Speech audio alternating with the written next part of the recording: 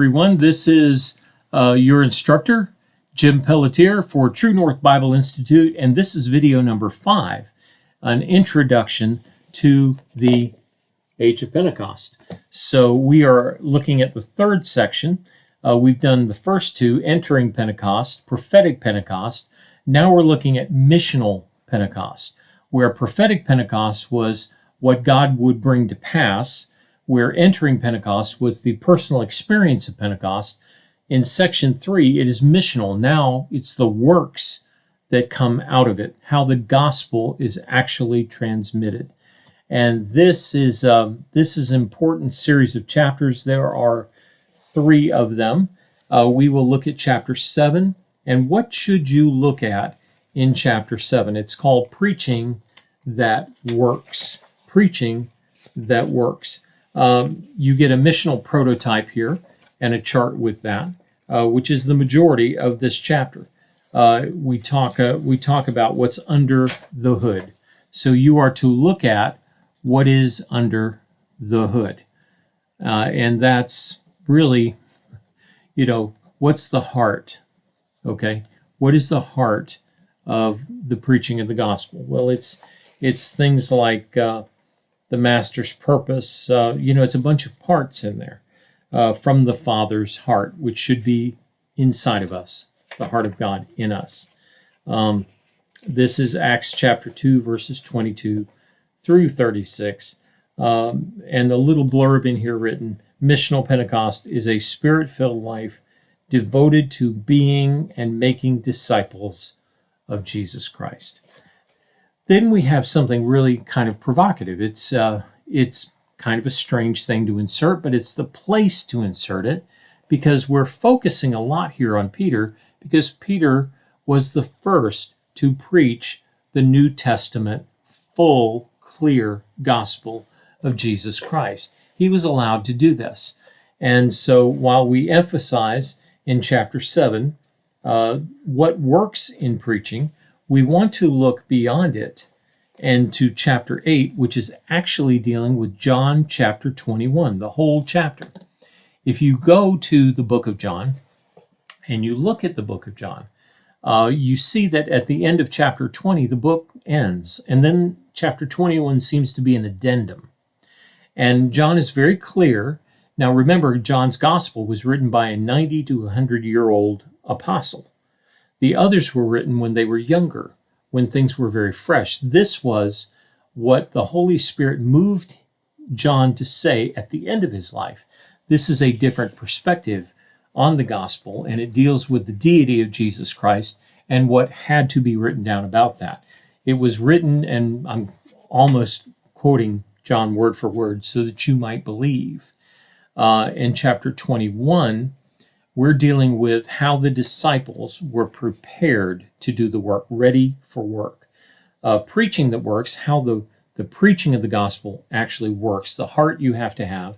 And then chapter 8 is being ready for the work. And this is how God made us ready. We see it in the transparent nature of how God dealt with Peter.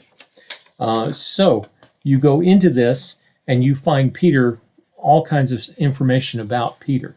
So that's what you're to look for. You're to look for Peter. You're to look at him. Look at this first guy that preached the gospel. Look at Peter the apostle. This is a small a, by the way, because this is not a title like King so-and-so. This is a gift. He's a servant. You don't find the apostles saying, I'm an apostle, capital A. You don't find that. You find I'm an apostle. I'm a messenger. If you translated it into the word and not just transliterated the word to apostle, instead just translated it to the word messenger, it will feel much better in the reading. But anyway, Peter's last call, the thing that God did to get him ready. So Jesus went and met Peter in John chapter 21, in John 21. And I call it plate number 10, Peter's fishing expedition, the last call to Pentecost. This was his shot. And I give Peter's entanglements and then Christ's intervention to cure those entanglements.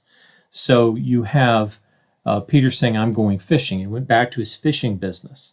He didn't merely just go fishing for a day. He went back to what his old business was. This was the man who had warmed his hands by Caiaphas' fire, who had denied he even knew the Lord. Did he get saved? Yes, he did. But you don't find the same vocal, bold Peter, and you won't find him until he's filled with the Spirit. But to get him to Pentecost was essential because God wanted him to lead the charge of the New Covenant church.